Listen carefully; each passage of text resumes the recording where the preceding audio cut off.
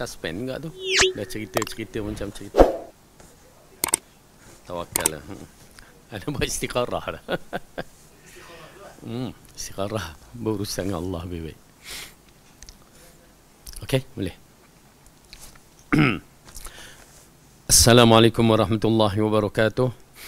Innal hamdalillah nahmaduhu wa nasta'inuhu wa nastaghfiruh wa na'udzu billahi min shururi anfusina wa min sayyiati a'malina. Man yahdihillahu fala mudilla lahu wa man yudlil fala hadiya lahu. Asyhadu an la ilaha illallah wahdahu la syarika lah wa asyhadu anna Muhammadan abduhu wa rasuluhu amma ba'du.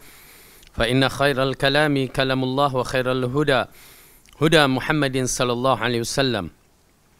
Wa syarral umuri muhdatsatuha wa kullu muhdatsatin bid'ah wa kullu bid'atin dhalalah wa kullu dhalalatin finnar. Alhamdulillah, kita rafa'kan syukur kita kepada Allah Subhanahu wa taala yang mengumpulkan kita pada hari ini dalam majlis ilmu, yang telah memberikan kita kekuatan dan kesihatan, seterusnya kesabaran dalam menuntut ilmu. Yang paling penting kita mencari keredaan Allah, yang mana ilmu yang bermanfaat ini akan menjadi satu perkara yang besar di sisinya nanti. Dan seperti mana yang disebutkan dalam hadis, man salaka tariqan yaltamasu fihi ilman sahhalallahu lahu tariqan ilal jannah. Barang siapa yang berusaha menuntut ilmu, maka Allah akan permudahkan baginya jalan ke syurga. Ikhlaskan diri kita dalam siri menuntut ilmu. Ikhlaskan diri kita dalam siri menuntut ilmu supaya Allah terima amalan kita, ya, supaya memberatkan timbangan kita dan supaya dipermudahkan bagi kita jalan ke syurga. Amin ya rabbal alamin. Baik, kita telah selesai pelajaran kita pada minggu yang lepas yang berkaitan dengan surah Al-Fajr. Dan hari ini kita sambung surah Al-Ghashiyah, surah yang berikutnya, surah Al-Ghashiyah. Ianya merupakan surah Makkiyah, yang mana bila kita membicarakan persoalan Al-Makkiyah, surah-surah Al-Makkiyah, ia berkaitan dengan masalah tauhid, masalah akidah, satu, dan kedua penekanan akhlak. Maka pada hari ini kita membicarakan masalah yang besar di dalam siri akidah umat Islam, akidah kita yang betul kena ikuti seperti mana yang Rasulullah SAW sampaikan. Kerana persoalan yang dibentangkan pada hari ini berkaitan dengan Al-Ghashiyah, ialah berkaitan dengan hari pembalasan. Baik, surah ini adalah surah Makkiyah. Apa dia surah Makkiyah? Yang diturunkan sebelum Rasulullah SAW berhijrah. Ya, selepas berhijrah maka surah itu berkaitan dengan surah Madaniyah. Walaupun dia berada di Mekah, tetapi dikategorikan Madaniyah, seperti ayat Al-Yawma akmaltu lakum. Ya, ayat berkaitan dengan kesempurnaan agama ini yang diturunkan pada Arafah, maka mengisyaratkan kepada kita surah itu tetap surah Madaniyah walau diturunkan di Mekah. Maka surah Al-Makkiyah ini merupakan surah yang diperbahaskan berkaitan dengan akidah. Bila kita membicarakan akidah, iaitu ialah berkaitan dengan kepercayaan. Akidah adalah kepercayaan. Tuan-tuan dan perempuan tidak akan merasa kemanisan berakidah jika tidak ada keyakinan dalam diri kita. Tidak akan merasa kemanisan beriman dalam siri beriman kepada Allah ke, beriman kepada Rasul ke, beriman kepada hari akhirat. Kita tidak akan merasakan kemanisan jika tidak kita pasakkan iman itu di dalam hati kita ini, jiwa kita ini dengan bersungguh-sungguh. Maksudnya kita kena yakin. Macam mana nak cerita? Yakin. Paksakan diri kita ini meyakinkan apa yang Allah katakan. Itu dia, syarat dia. Itu pasal Al-Quran kalau kita baca tafsir, sekadar baca, dia tidak berfungsi. Tetapi bila terpasaknya keyakinan dalam jiwa kita, kita yakin sungguh-sungguh ini adalah kalam Tuhan kita, arahan yang sedang diberikan kepada kita. Dia lain. Oleh kerana itu di dalam surah Al-Anfal kita membicarakan, bila kita membicarakan kalimah Allah sahaja, ya, dah merupakan satu cara yang lain. Jangan samakan kita menyebut Allah seperti kita sebut pen ke, pensel, buku ke, jangan. Jangan kita sebutkan kalimah Allah macam kita menyebut biskut ke, air teh, kopi ke, jangan. Tuan-tuan dan perempuan, ini akidah. Ini adalah masalah tauhid. Krisis keimanan kita kepada Allah macam mana? Kalau kita menyebutkan Rasulullah sallallahu alaihi wasallam, kita akan menjawab sallallahu alaihi wasallam. Dan tenggabar jiwa kita ingin mengikutinya, dengan kita faham sirah-sirahnya, kita merasa kagum lelaki ini. Tetapi bila kita menyebut kalimah Allah, kenapa tidak berfungsi, tidak berdetik di hati kita? Sedangkan Allah menyatakan di dalam surah Al-Anfal ayat kedua, orang-orang yang beriman yang sempurna imannya itu, bila disebutkan nama Allah sahaja, bergetar jiwanya. Boleh tak kita letakkan pemikiran kita, keyakinan kita, kita masukkan dalam hati kita, sekarang Allah menyaksikan apa yang kita lakukan. Allah yang bersemayam di atas arasy mengetahui apa yang kita lakukan. Apa yang terdetik dalam hati kita pun dia tahu. Kita paksakan hati kita meyakinkan bahawa ini kalam Allah. Ini adalah satu keagungan yang mesti kita akurkan. Mesti kita ikut. Kita puji. Kita agungkan. Paksa diri kita untuk bila disebut kalimah Allah, ada getaran jiwa kita ni. Ada gegaran, ada perasaan sedikit. Tuan-tuan dan perempuan, kena paksa. Diri kita kena paksa. Kalau tidak, tak boleh. Ini dinamakan mujahadah. Wa man jahada fa innama yujahidu li nafsi. Siapa yang berjihad membentukkan diri adalah untuk kebaikan dia. Kalau kita, iman kita tidak yakin, rasa macam kurang, bermasalah, krisis keimanan kita perlu diperbetulkan, dibetulkan segera. Oleh kerana itu adalah asas. Bila saya membicarakan kalimah Allah, adalah satu kalimah yang asas. Dia adalah Tuhan kita yang berada di atas arasy, yang menyaksikan apa yang kita lakukan sekarang ini, sehingga dalam hati kita pun dia tahu.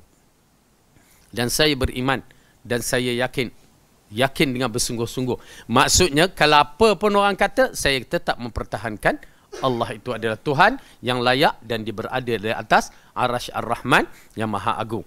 Hatta walaupun kita dibunuh, dipenjara, seperti mana orang-orang yang terdahulu yang mempertahankan kalimah Allah dengan sebenar-benarnya. Baik, surah Al-Ghasyiyah berkaitan dengan perkara yang berkaitan dengan perjalanan di alam akhirat.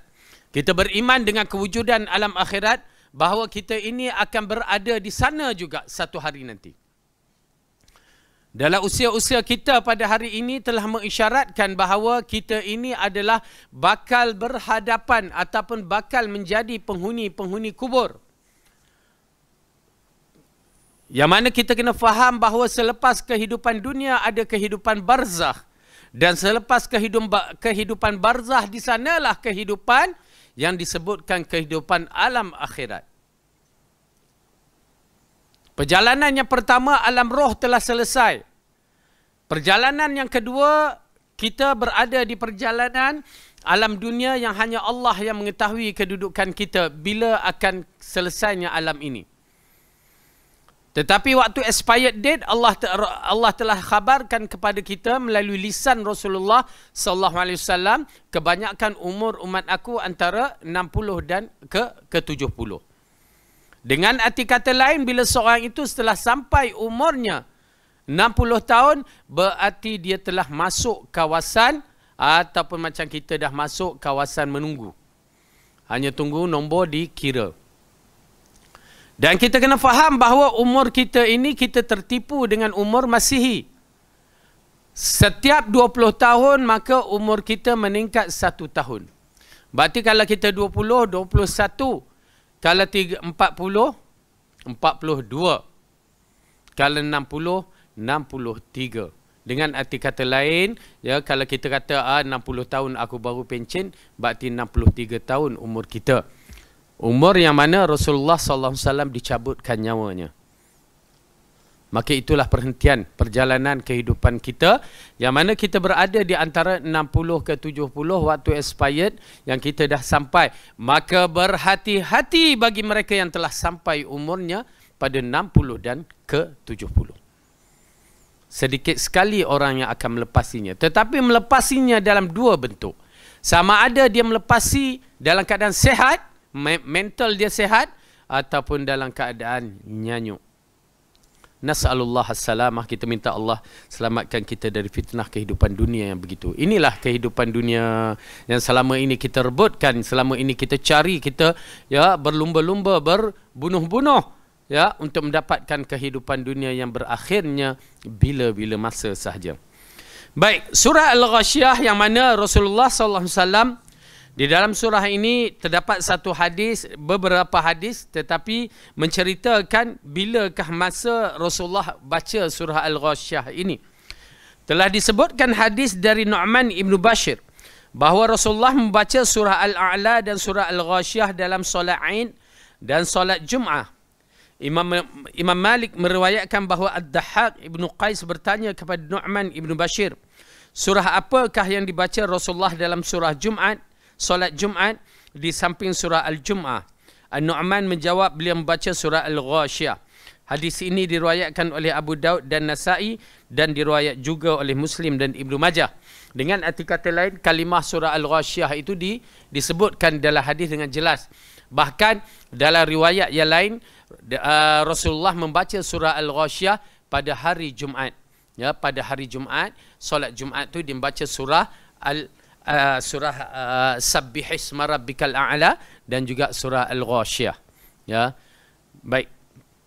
Jadi itu di antara disebutkan surah Al-Ghasyiyah dalam mukaddimah kita yang menceritakan tentang hari akhirat. Okey, kita mulakan dengan bacaan sedikit. A'udzu billahi minasy syaithanir rajim. Bismillahirrahmanirrahim. Hal ataka hadithul ghashiyah wujuhun yawma idzin khashi'ah 'amilatun nasibah tasla naran hamiyah tusqa min 'ainin aniyah ليس لهم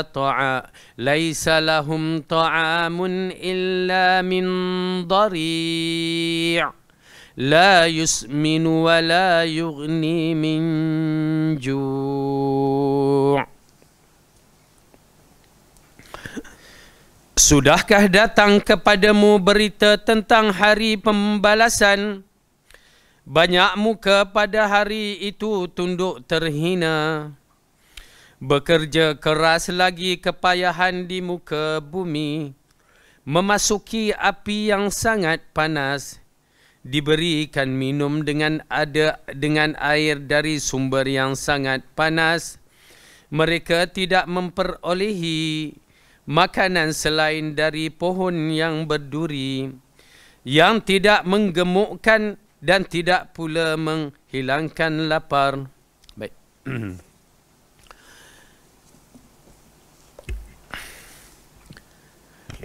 Ibnu Katsir mengatakan hari kiamat dan keadaan penghuni neraka. Al-Ghasyiyah merupakan salah satu nama dari nama-nama hari kiamat. Demikian dikatakan oleh Ibnu Abbas, Qatadah, Ibnu Zaid. Di hari kiamat disebutkan dengan Al-Ghasyiyah kerana At-Taghsya meliputi dan mencakupi seluruh manusia. Ya, jadi ini dinamakan surah Al-Ghasyiyah kerana disebutkan dalam ayat yang pertama, tidakkah sampai kepada kamu cerita tentang satu hari yang menggerunkan ini, yang keseluruhannya hari itu adalah hari yang menggerunkan, hari yang meliputi keadaan masing-masing. Baik, apabila disebutkan hari ini, seperti mana yang kita telah pelajari pelajaran yang lepas berkaitan dengan liku-liku perjalanan hidup kita di akhirat, bahawa bermulanya kita dibangunkan di mahsyar dalam keadaan bagaimana? Ya, mengikut keadaan bangun seseorang itu, mengikut keadaan dia mati pun begitu juga. Tetapi dia dibangun mengikut niat masing-masing. Jadi kadang-kadang kita menyaksikan berkaitan dengan kisah hadis apabila tentera yang cuba menyerang Masjidil ataupun menyerangi Kaabah, ya, mereka ditenggelamkan di tengah jalan, ditenggelamkan tentera-tentera tersebut. Maka di waktu itu terdapat orang-orang yang berada di pasar-pasar, di jalanan pun ditenggelamkan juga. Lalu Aisyah bertanya kepada Rasulullah bagaimana kedudukan mereka. Yang bersalah adalah tentera-tentera Jaisyul Ka'bah ataupun tentera-tentera yang cuba menyerang Ka'bah. Tetapi kenapa mereka juga ditenggelamkan? Oleh kerana itu perkara ini amat penting. Tuan-tuan dan perempuan, di antara perkara yang perlu kita lihat, di antaranya ialah majlis-majlis yang perlu kita hadir. Majlis-majlis yang perlu kita hadir kerana apa? Kerana di antara majlis-majlis jika kita tersilap hadir, majlis itu adalah majlis bala. Allah akan turunkan bala. Dan kita menasihatkan kepada para jemaah supaya tidak hadir dalam majlis yang berbentuk kemungkaran. Ya, kemungkaran di antaranya kemungkaran yang jelas kemungkaran. Maka bala akan tertunggu, bala akan disediakan di situ, Allah akan hancurkan. Walaupun siapa yang buat, tak kira kita ni ingat ya kod-kod lah orang Arab tu baik belaka, tak. Kalau orang Arab sendiri buat majlis-majlis yang teruk, majlis-majlis yang berkonsert ataupun majlis yang ada unsur-unsur yang tidak syar'i, maka bala tetap akan datang. Tuan-tuan dan perempuan, jangan kita bila sebut orang Arab, Masya Allah, ya, macam ahli syurga. Tak. Abu Jahal pun orang Arab. Abu Lahab pun orang Arab. Kena faham elok-elok. Kerana sehari dua ni dengan isu apa, ada di antara negara-negara Arab yang membuat konsert besar-besaran, tak kira lelaki ke perempuan, dibawa orang-orang yang na'udzubillah min zalik.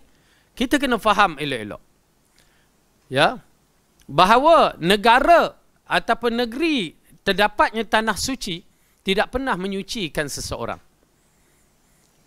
Kerana apa? Abu Jahal dan Abu Lahab pernah menduduki tanah suci, pernah menduduki, ya, dalam Kaabah pun dia pernah masuk, minum air Zam-Zam bergelin-gelin, tetapi tidak pernah membersihkan dia sebagai seorang yang bertakwa. Kena faham elok-elok. Keburukan pada diri pribadi, apatah lagi jika dia sebagai seorang pemimpin ataupun ulama. Oleh kerana itu Abdullah bin Mubarak mengatakan, kalau aku diberikan doa mustajab, nescaya aku memohon kepada Allah, mendoakan kepada apa? Mendoakan untuk pemimpin dan juga untuk ulama. Dua ni, rosak dua ni, semua rosak. Rakyat mengikut sahaja. Ya. Tetapi kita silap dalam bab ini, ya, kita pertama terlampau mengagungkan seolah-olah apa yang dibuatkan di negeri-negeri yang begini semuanya kira betul. Satu bab itu adalah salah. Ya. Dan kalau dia pemimpin yang membuat secara tak betul, kita ada adabnya cara menegur. Itu dia yang paling penting dalam siri menegur pemerintah yang tersilap. Kita kena belajar benda-benda yang begitu. Kerana supaya tidak terjebak dalam masalah khawarij yang menegur pemerintah dengan cara yang tidak betul. Ya, kita lihat di kalangan anak masyarakat kita mempelajari kaedah-kaedah khawarij, menegur pemerintah dengan cara yang tidak betul. Ya, sedangkan mereka itu adalah di kalangan, masih lagi di kalangan orang Islam yang tidak menunjukkan kekafiran atau kekufuran bawah mereka. Maka kita kena berhati-hati dalam bab ini, ya, supaya tidak terjebak. Baik, tak kira siapa sekalipun, kalau salah tetap salah. Dan ingat, ya, kita tengok dengan berbagai konsert yang dibuatkan itu, kita kena faham hadis akhir zaman telah menceritakan, adakah akan berlaku golongan-golongan yang Allah akan mengubahkan muka-muka mereka kepada muka babi, muka monyet, yang disebutkan akan berlaku di akhir zaman, disebabkan arak, disebabkan muzik, ya, penyanyi. Na'udzubillah min zalik. Kita minta lindung kepada Allah supaya kita tidak terjebak dalam perkara-perkara tersebut. Alhamdulillah. Ya. Dah sampai dah banjir. Dah hilang banjir. Alhamdulillah. Tuan-tuan dan perempuan yang dirahmati oleh Allah, oleh kerana itu pentingnya di kalangan kita banyak beristighfar kepada Allah Subhanahu Wa Taala supaya kita termasuk golongan yang diselamatkan. Allah berfirman di dalam surah Al-Anfal, ya.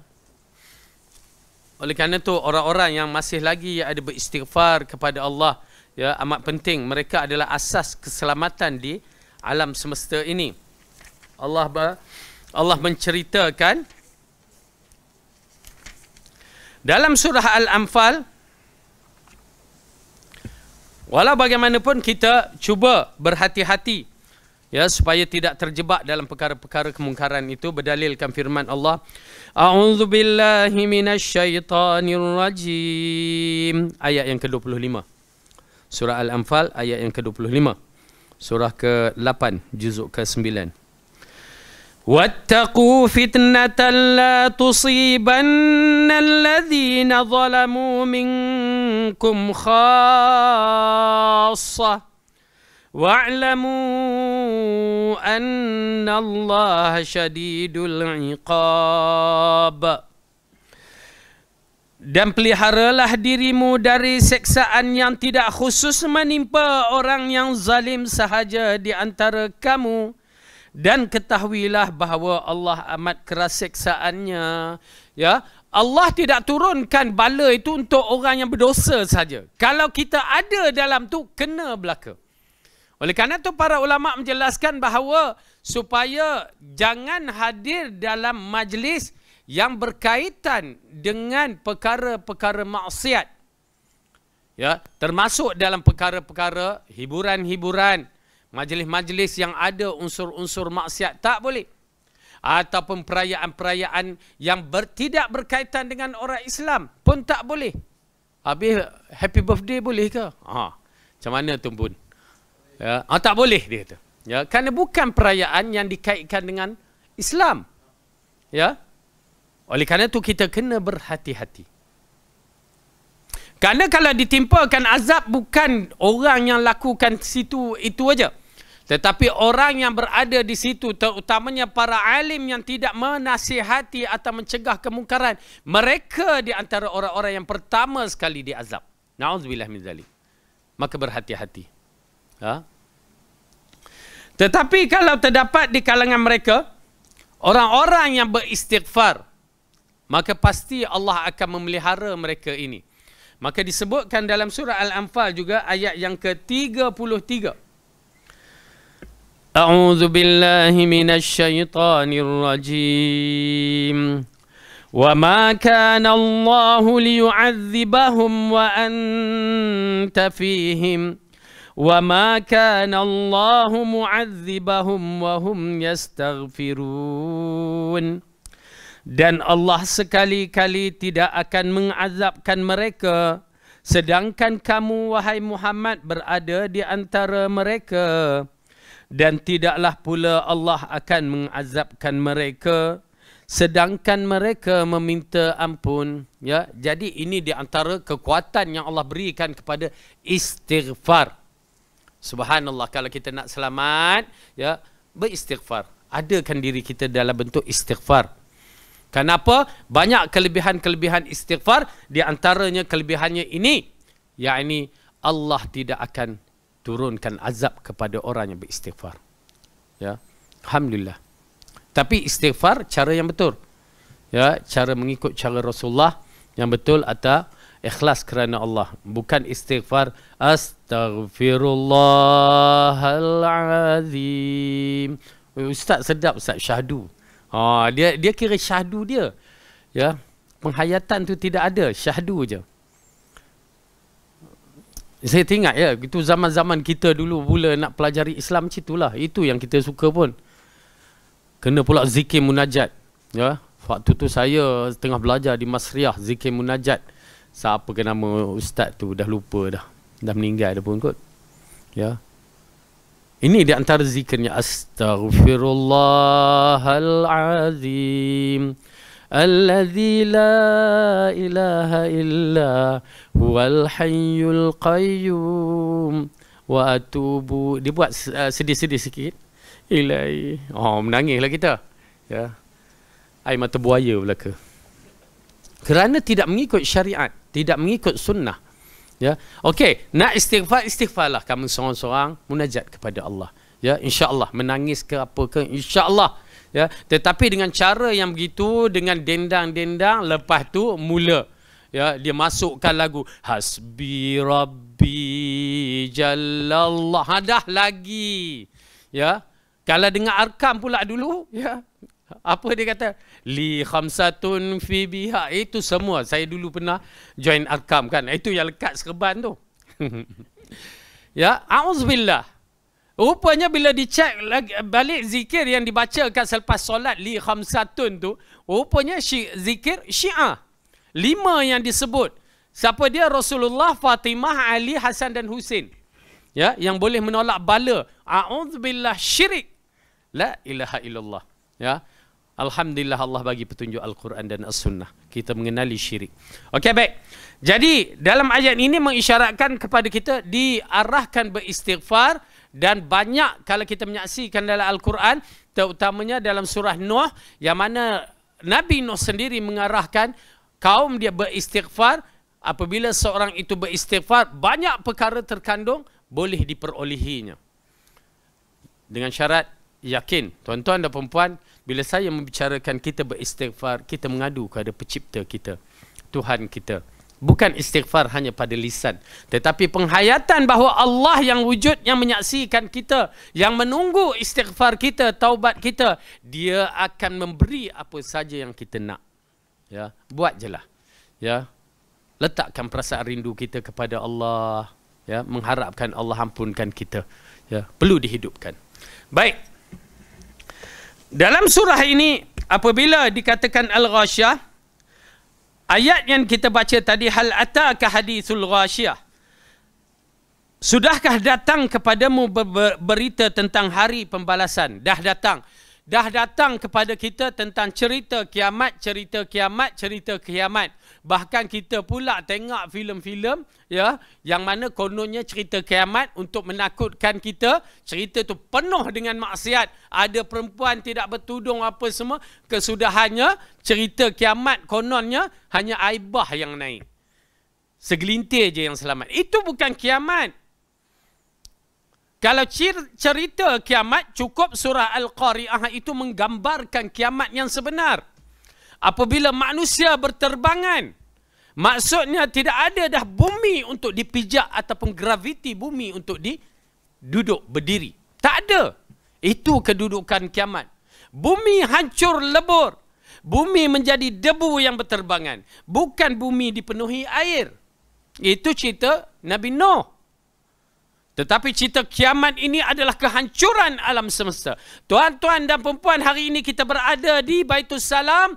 Pada hari kiamat, Baitul Salam tak ada, kita pun tak ada. Kita akan dihancurkan oleh Allah. Dan na'udzubillah, jangan sampai kita dihancurkan pada hari kiamat. Kerana apa? Pada hari kiamat akan dirasakan kepada makhluk yang paling hina di muka bumi pada ketika itu. Na'udzubillah, berarti orang kafir, bukan orang Islam. Dan kita minta lindung kepada Allah. Baik. Jadi, adakah sudah sampai? Dah sampai dah. Tapi bagaimana kedudukan kita? Inilah masalah kita. Yang mana iman kita kepada hari kiamat tidak betul-betul yakin dengan kewujudan akhirat, hari akhirat ini. Kita beriman dengan hari kiamat, tetapi iman kita tidak memfungsikan kita beramal mengikut keyakinan kita. Ini di antara masalah yang besar. Kita beriman, dalam masa sama kita macam tak beriman. Oleh kerana itu, apabila Rasulullah SAW mengatakan, taraf ihsan itu an ta'budallaha ka'annaka tarahu, fa illam takun tarahu fa innahu yaraka. Sesungguhnya kamu menyembah Allah seolah-olah kamu melihatnya. Memang kita tak melihat. Tetapi Allah melihat kamu. Dan itulah akidah yang paling di antara paling tinggi dalam diri kita sebenarnya. Kalau kita mampu untuk mendapatkan perasaan Allah menyaksikan kita setiap detik. Tuan-tuan dan perempuan, ya, subhanallah, kita menaiki tahap ihsan yang mana kita akan merasakan kemanisan iman. Tapi kita tak dapat. Kerana apa? Kita tidak paksa diri kita beriman dengan bersungguh-sungguh. Allah menyaksikan kita. Itu puncanya.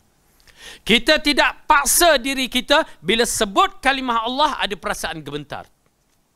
Bila sebut tentang hari akhirat, ada perasaan takut. Kita tak paksa diri kita. Maka pada hari ini, cuba paksakan. Kerana bila kita paksa, insya-Allah. Itu pasal dalam di antara sahabat yang tabi'in, Tawus, kalau tak salah, dia mengatakan, apabila aku terjaga tengah malam, ya, aku teringat hari akhirat. Apa berlaku? Tak boleh tidur.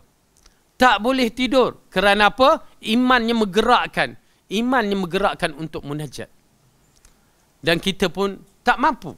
Kadang-kadang dia tak datang perkara tu. Jam dah bunyi, kita pun tutup. Ya, ini di antara masalah kita. Sedangkan pada waktu itu Allah menunggu kita. Ainal mustaghfirin? Mana dia orang yang memohon keampunan? Kerana apa? Waktu di antara waktu yang terbaik ialah bagi orang yang beristighfar adalah di waktu sebelum subuh. Wabil asharihum yastaghfirun, kata Allah. Mana dia? Subhanallah, ya. Macam mana kita lakukan terhadap Allah? Bangunlah, walaupun sebelum subuh tu bangun sedikit, istighfar, buatlah tahajud ataupun buat witir walaupun 1 rakaat. Ya, tanda kita bertemu dengan Allah. Okey, baik. Jadi Allah berfirman lagi, wujuhun yawma idzin khashi'ah. Pada hari itu banyak muka yang tunduk terhina. Yakni tunduk merendahkan diri. Dikatakan oleh Qatadah Ibn Abbas berkata, banyak wajah-wajah tertunduk hina dan amal perbuatannya tidak berguna. Ni dia. Ya, ini di antara tempat yang menggerunkan, yang mana kita akan bangun. Siapa yang bangun dalam keadaan yang baik, alhamdulillah, muqaddimah dia baik. Ingat ya, di mahsyar, siapa yang bangun pada muqaddimahnya baik, maka semuanya akan baik. Berbeza di bumi. Kadang-kadang muqaddimah kita baik, akhirnya tak baik. Tetapi di mahsyar tidak begitu. Di mahsyar muqaddimahnya baik, maka akhirnya akan baik. Ya, itu keadaan ahli mahsyar. Kalau mukanya ceria, maka dia akan ceria sampai kesudah. Oleh kerana itu di dalam surah Ali Imran Allah mengatakan pada ayat yauma tabyaddu wujuhum wa taswaddu wujuh. Itu adalah permulaan di mukaddimah kita waktu kita berada di mahsyar. Ya, cuba buka surah Ali Imran.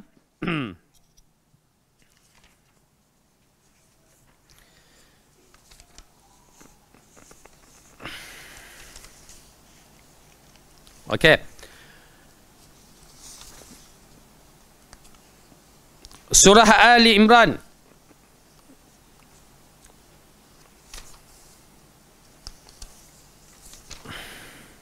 ayat yang ke-106, muka surat 63. Pertama, kita bangun di mahsyar dalam keadaan masing-masing mengikut amalan masing-masing yang disebutkan. Kalau seorang tu mati syahid, maka dibangunkan dengan pakaian yang penuh dengan darah.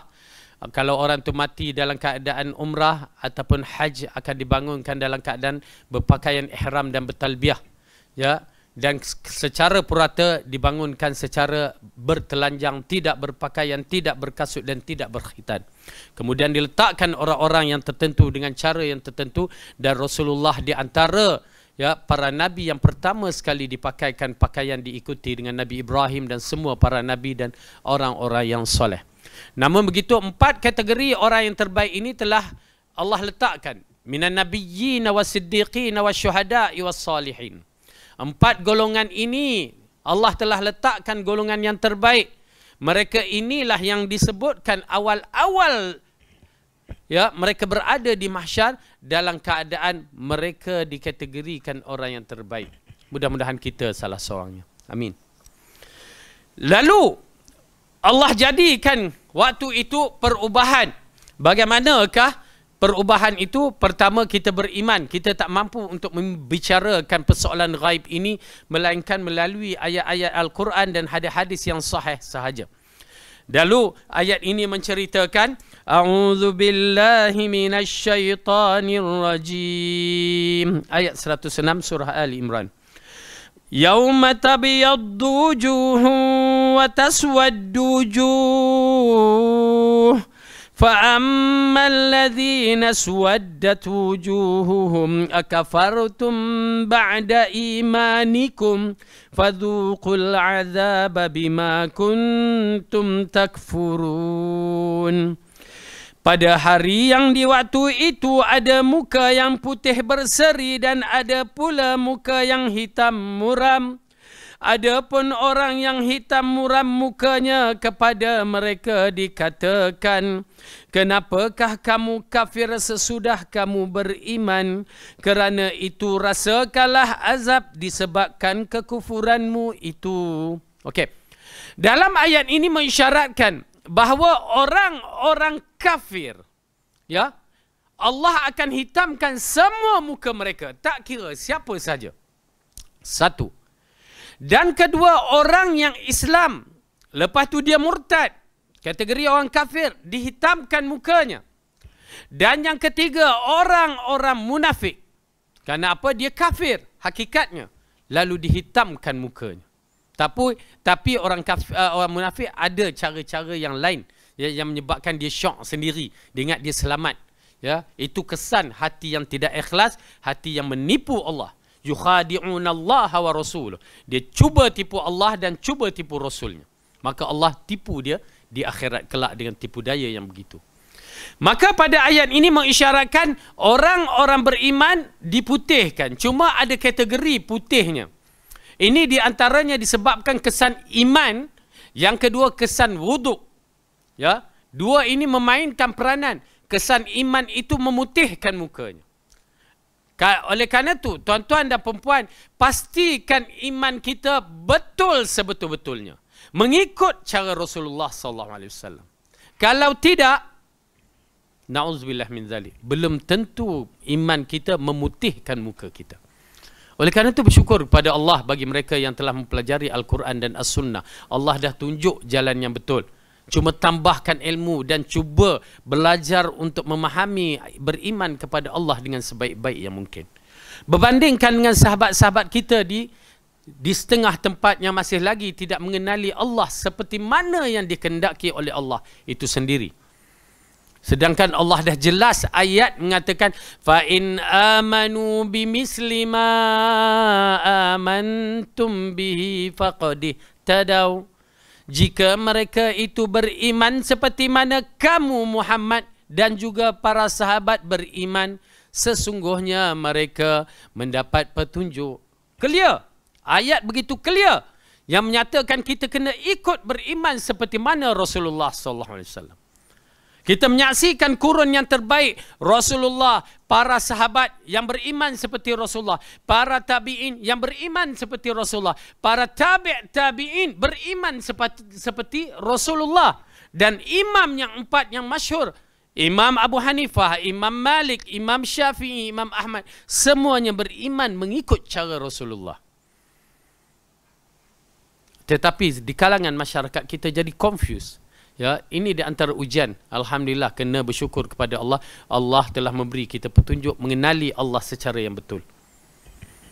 Beriman kepada Allah dan mereka terjebak apabila mengambil akidah yang bukan cara beriman kepada Allah seperti beriman cara Rasulullah SAW. Tetapi mereka terjebak dalam akidah falsafah. Beriman seperti mana falsafah, ya, yang dibawa oleh golongan-golongan seperti Mu'tazilah, Qadariyah, Jabariyah dan beberapa golongan-golongan yang lain. Na'udzubillah min dzalik. Dan akhirnya mereka terhilang punca jalan yang sebenar. Mereka menganut akidah Asy'ariyah, mereka menganut akidah Maturidiyah dan beberapa akidah yang lain. Akhirnya mereka tidak bertemu dengan Allah seperti mana yang dituntut untuk bertemu dengan Allah. Sedangkan Allah dapat berfirman, ya, fa in tanaza'tum fi syai'in farudduhu ila Allahi wa rasulih. Jika kamu bercanggah dalam sesuatu bab agama, ya, maka kembalilah kepada Allah dan Rasulnya. Okey? Baik, jadi kita kembali kepada Allah dan Rasul. Maka beginilah ayat yang menceritakan yauma tabyaddu wujuhun wa taswaddu wujuh. Pada hari di mana manusia itu dihitamkan mukanya, pada hari di mana manusia itu diputihkan, mana tadi? Pada hari yang di waktu itu ada muka yang putih berseri dan ada pula muka yang hitam muram. Adapun orang yang hitam muram mukanya, kepada mereka dikatakan, kenapa kamu kafir sesudah kamu beriman? Kerana itu rasakanlah azab disebabkan kekufuranmu. Wa ammal ladzina biyaddat wujuhuhum fa fi rahmatillahi hum fiha khalidun. Adapun orang yang putih berseri mukanya, maka mereka berada di dalam rahmat Allah. Mereka kekal di dalamnya untuk selama-lamanya. Okey, ini di antara mengisyaratkan orang yang beriman yang putih mukanya pada awal dah digembirakan dan di akhirnya dia di kalangan ahli syurga. Okey, maka kita mengharapkan Allah memutihkan kita pada hari akhirat kelak. Amin ya. Ya, Allah putihkan wajah kita pada hari akhirat kelak. Baik. Jadi ini dia. Putih disebabkan keimanan. Yang kedua disebabkan wuduk. Tetapi kita kena faham elok-elok. Kalau iman tak clear, ya, wuduk ke solat pun dia akan tak clear. Hukum dia takkan clear. Oleh kerana itu kenakan pasti iman kita clear. Baik. Cuma orang-orang yang beriman ada kategori cerianya. Ya, ada kategori ceria. Kadang-kadang masih lagi. Yalah, orang yang beriman pun ada dosa-dosa dia. Jangan kita menyangkakan orang yang beriman tidak berdosa. Ya, dia bukan orang yang disebutkan seperti para nabi maksum. Mereka manusia. Hatta itu pasal ustaz-ustaz pun banyak juga dosanya. Jangan sangka, oi ustaz tu. Ya, ustaz pun kadang-kadang dosa lagi besar agaknya. Na'udzubillah. Ya. Kenapa? Kerana Allah tidak pernah membersihkan seorang ustaz. Ya, Allah tidak pernah membersihkan seorang ustaz seperti seorang nabi, kecuali jika seorang ustaz, ustazah ataupun orang beriman itu dia membersihkan dirinya bersungguh-sungguh, maka dia akan mendapat satu makam yang terbaik, ya, iaitu makam muttaqin, ya, orang muttaqin. Jadi kita nakkan makam-makam yang begitu, ya, orang muttaqin. Kenapa? Orang itu yang dikategorikan orang yang ihsan, yang tahu bahawa Allah menyaksikan apa yang dia buat. Baik. Di antara yang membuktikan ada amalan-amalan yang boleh menceriakan muka seseorang itu. Ya, alhamdulillah kita tahu di antaranya iman tu memang tidak dinafikan. Dia akan menceriakan seorang itu. Dan kesungguhan kita dalam menjaga solat dengan berwuduk, kerana wuduk itu akan menceriakan seseorang itu, memutihkan wajah seseorang itu. Dan yang ketiga, dengan uban yang kita miliki, ya, alhamdulillah orang yang beruban, ya, jika ianya beruban dalam keadaan beriman, ya, beruban dalam tak beriman tak guna juga. Jadi beruban dia beriman, kenapa? Cahaya-cahaya uban itu akan menyinari dia di akhirat kelak. Ya, jadi orang muda tak beruban, sabar ajalah, ya, tunggu sampai hari tua, ya. Tapi tiba-tiba ada orang muda yang beruban. Macam mana tu ustaz? Ramai juga tanya, ustaz kalau orang muda beruban, macam mana tu? Bercanggah adat tu. Ya, kalau orang tu orang muda yang beruban, ya, maka berubatlah, ya, supaya dia sentiasa nampak muda. Nanti orang tak nak, jadi kena berubat. Orang tua beruban dah memang hukum dia beruban. Ya, dah ramai peminat, dia dah tak kisah dah. Ya, tapi orang muda, ya, pastikan dia berubat. Kan ada, ya, orang muda ni tiba-tiba beruban je. Ya, terkejut saya. Ya, kita pernah menyaksikan muda 20-an dah beruban. Rupanya keturunan ke apa ke, wallahu alam. Dia kena berubat. Masalah penyakit tu. Ya. Baik, adakah dia termasuk dalam kategori orang tua yang beruban, yakni diberikan cahaya? Wallahu alam. Kalau mengikut hadis yang menyebutkan orang tua yang beriman, yang beruban dalam keadaan iman. Maksudnya diletakkan orang tua. Ya. Okey, itu menunjukkan kepada kita, terutamanya kaum lelaki, jangan hilangkan uban dengan warna hitam, ya, berbahaya kerana dia tidak akan dapat mencium bau syurga. Maka putihkan ataupun warnakan dengan warna inai, ya, warna inai. Kenapa? Tidak mencontohi Yahudi. Yahudi dia tak nak colorkan uban dia, ya, maka kita colorkan uban kita dengan warna putih. Saya pun dah lama tak colorkan. Ya. Baik. Color dengan warna merah.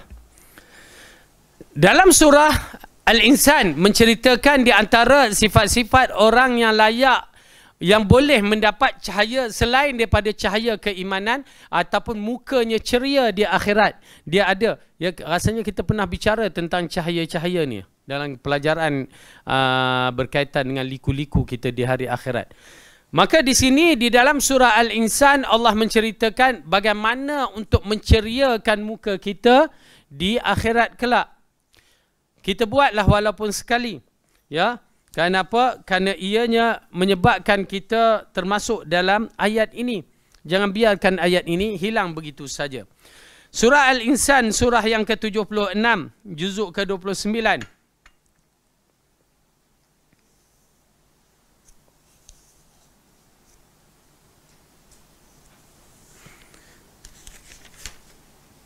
Kita mulakan ayat 57. Ayat 57. Ayat yang kelima. Muka surat 578. Bismillah.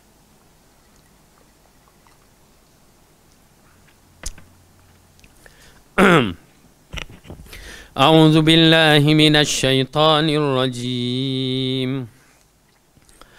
Innal abrara yashrabuna min ka'sin kana mizajuha kafura. Sesungguhnya orang yang berbuat kebajikan itu minum dari gelas berisi minuman campurannya adalah air kafur. Ainan yashrabu biha ibadullahi yufajjirunaha tafjira. Yaitu mata air di dalam syurga yang daripadanya hamba-hamba Allah minum, yang mereka dapat mengalirkan dengan sebaik-baiknya. Tuan-tuan dan perempuan, syurga. Ya, pertama, detikkan keyakinan kita kepada syurga, seolah-olah kita nampak bahawa air itu sedang mengalir. Maksudnya kita yakin. Bagi saya beriman, tanpa banyak bicara. Yufuna bin nadri wa yakhafuna yawman kana syarruhu mustatira. Mereka itu menunaikan nazar dan takut akan suatu hari yang azabnya merata-rata di mana-mana. Ini dia pertama, orang yang dikatakan orang abrar ini, orang yang bakal meminum air mata air syurga ini, ialah pertama orang yang menunaikan nazar. Itu terpulang kepada masing-masing. Kalau siapa boleh buat, alhamdulillah. Ini bukan nazar yang ulama mengatakan nazar kedekut. Apakah nazar kedekut? Kalau Allah luluskan aku buat kenduri. Itu nazar kedekut. Kalau Allah bagi kejayaan anak aku buat kenduri, aku bersedekah. Itu nazar kedekut. Tetapi yang dimaksudkan nazar ini adalah nazar tanpa sebab. Kita nazar nak buat apa? Nak buat kenduri ke? Nak bagi makan ke? Walaupun satu pinggan kita bernazar, maka kita tunaikan. Ini dia termasuk dalam bab ini. Bukan banyak pun nak buat. Kita ni bernazar bersebab. Ya, kalau aku lulus ni aku nak puasa. Ya, 100 hari ke 10 hari ke. Itu nazar yang tidak sehat. Nazar dikatakan nazar kedekut. Yang ulama telah memberikan dua. Ada yang mengatakan haram, ada yang mengatakan ialah makruh. Tetapi nazar yang betul adalah nazar yang tidak bersebab. Apa juga kita bernazar, maka tunaikan. Tetapi dengan syarat berhati-hati, jangan melampaui. Kadang-kadang kita nazar, Masya Allah ceritanya bunyinya dahsyat. Aku nazar lah nak bawa Ustaz Fadil ke Mekah. Ya, sudahnya bukan ke Mekah, ya, Mekah restoran. Oh, dekat situ tu. Okey. Nak bawa ke Hadral Maut. Rupanya Hadral Maut restoran aja. Okey. Jadi kita kena faham nazar berhati-hati. Supaya jangan terlampau sangat kita excited nak buat nazar sampai kita tak mampu nak menunaikannya. Buat yang mana kita mampu. Walaupun kita nak bagi makan, niat nak bagi makan, seorang pun tunaikan. Kerana kita nak dapat title ini. Kemudian ialah orang yang takut kepada hari orang yang penuh kesusahan, yakni hari mahsyar. Hari itu adalah hari mahsyar.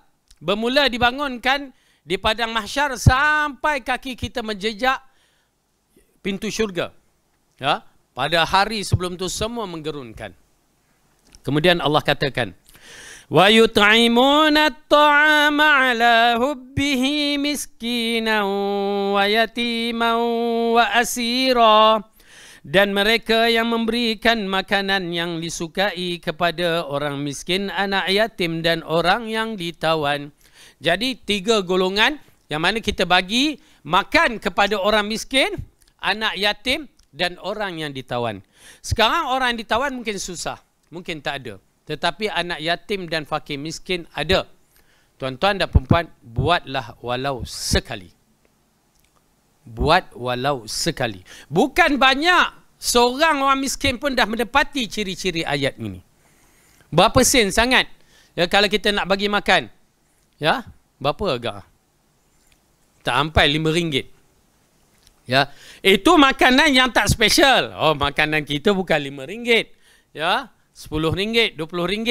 Maka bagi walaupun sekali. Kerana apa? Kita menyaksikan ayat ini, Allah mengatakan mereka memberi makanan yang disukainya, yang special sedikit. Ya, baik. Kepada orang miskin, anak yatim dan orang yang ditawan. Jadi 3 ini, salah 2 daripadanya kita mampu untuk melakukannya. Buatlah walaupun sekali. Jangan takut, Allah akan bagi rezeki. Ya. Dengan syarat dia bagi makan kepada 3 golongan ini. Innama nut'imukum liwajhillahi la nuridu minkum jazaa'an wala syukura. Sesungguhnya kami memberi makanan kepadamu hanyalah untuk mengharap keredaan Allah. Kami tidak menghendaki balasan dan tidak pula ucapan terima kasih. Kita dah terangkan banyak kali perkara ini. Pertama, bagi makan yang kita suka, yang terbaik kepada 2 golongan ini. Yang kedua, kami bagi makan hanyalah untuk mengharap keredaan Allah, tidak menghendaki balasan dan ucapan terima kasih. Bakti besar ni. Kalau ucapan terima kasih pun dia tak nak, ini subhanallah, memang dahsyat orang yang begini. Kadang-kadang bila kita bagi, orang tak ucap terima kasih, apa kita kata? Wih, dia ni tak belajar ke? Tak reti ucap terima kasih ke? Sampai begitu. Maka kalau ada ucapan itu, kita tak termasuk dalam golongan ini. Subhanallah. Ya, tak termasuk kerana kita mempertikaikan dia tidak mengucap terima kasih.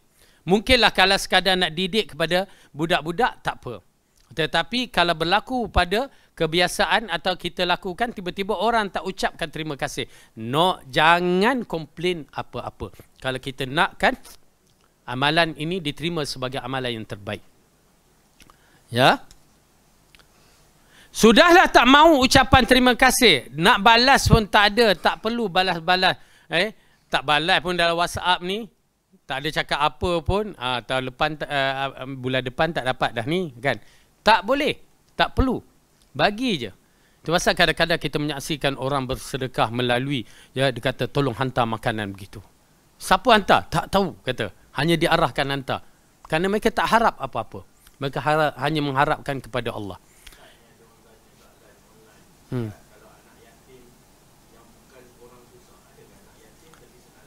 Ya. Okey, dalam ayat ini macam mana anak yatim mak bapaknya kaya? Kena betul tu. Anak yatim mana ada mak bapak dia. Anak yatim tak ada bapa. Okey. Oleh kerana ayat ni umum, maka anak yatim walaupun dia kaya raya, masalahnya kaya raya tu siapa yang manage keuangan dia, ya. Tetapi dalam ayat Al-Quran ini mengisyaratkan fakir, miskin dan anak yatim. Ya, dia tidak mengkhususkan anak yatim fakir ke anak yatim kaya. Maka dia kategori orang yang layak untuk mendapat ganjaran pahala. Tak kisahlah dia tu kaya ke apa. Bahkan kalau dia yang menguruskan harta anak yatim tu sampai ke besar, sampai mampu anak yatim itu berdikari, lagi besar pahalanya. Ya, lagi besar. Dan kita perlu cuma satu saya berikan peringatan kerana ada orang salah faham dari sudut wang zakat. Zakat, dia bagi zakat. Dia kata, Ustaz tolong bagi zakat ni untuk anak yatim. Ada ke zakat untuk anak yatim? Kalau mengikut 8 asnaf, anak yatim tidak ada zakat. Oleh kerana tu kita kena betulkan. Kadang-kadang kita betulkan. Kita kata anak yatim, pertama bab zakat anak yatim tidak masuk. Tetapi kalau anak yatim itu miskin, dia dikategorikan miskin, bukan anak yatim tu. Ya, bukan disebabkan anak yatim tapi disebabkan miskin. Itu dia layak. Tetapi kalau kata okey ni zakat untuk anak yatim, tak ada. Ya. Maka diperbetulkan dalam bab-bab yang begitu. Ramai yang salah faham. Ya. Kadang-kadang kita betulkanlah.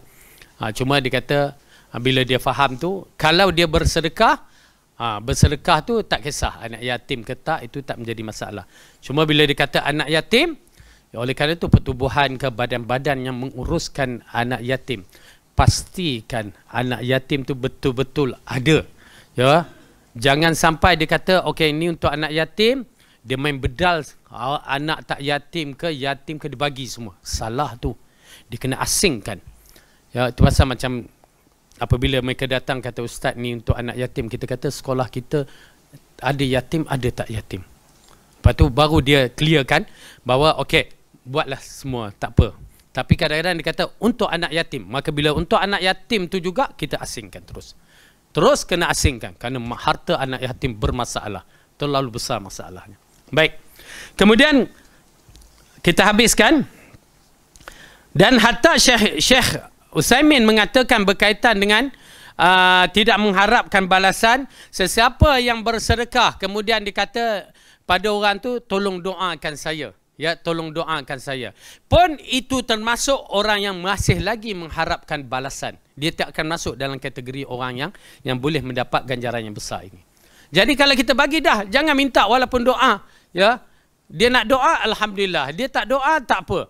Ya, itu dia perkara yang amat penting ditekankan.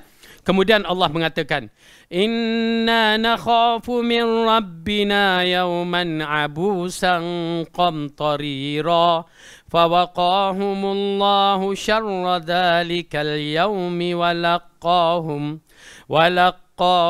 nadratan wa surura. Sesungguhnya kami takut akan azab Tuhan kami pada hari itu, yaitu hari orang yang bermuka masam penuh kesulitan. Maka Tuhan memelihara mereka dari kesusahan hari itu dan memberikan kepada mereka kejernihan wajah dan kegembiraan di hati. Dengan arti kata lain, ayat ini mengisyaratkan apabila kita melakukan sifat-sifat yang diterangkan tadi, maka kita akan dibangkitkan di akhirat dalam keadaan muka ceria. Orang lain bermuka masam, kita muka ceria dan muka bercahaya. Dan mudah-mudahan kita dapat, ya, dapat segala-gala yang Allah arahkan ini, kita beramal lah walaupun sedikit. Dan mudah-mudahan Allah ceriakan muka kita dan Allah cahayakan muka kita di akhirat kelak. Amin ya rabbal alamin. Jadi cukup sampai di sini. Ada apa soalan lagi? Ya, tak ada dah. Wallahu a'lam bisawab. Yang baik itu datang daripada Allah, salah silap daripada saya sendiri. Aqulu qawli hadza wa astaghfirullahu li wa lakum. Assalamualaikum warahmatullahi wabarakatuh. Dan ahlan wa sahlan pada masa banjir yang alhamdulillah hadir kan. Selamat.